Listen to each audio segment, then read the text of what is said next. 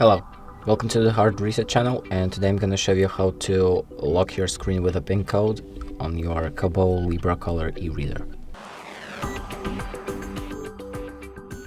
So the first thing you're going to do is click on the More button on the bottom right, and then click on Settings.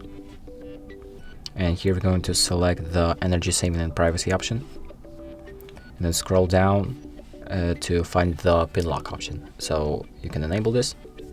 And it's going to ask you to enter the 4-digit PIN that you will use to unlock your e-reader. So type in the PIN,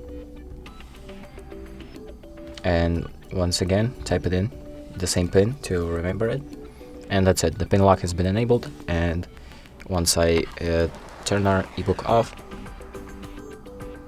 and turn it back on, you can see that it's gonna ask me for a PIN code. So I'm going to type it in, and you can see that the ebook has been unblocked again. And that's it. Thank you for watching, and make sure to like and subscribe.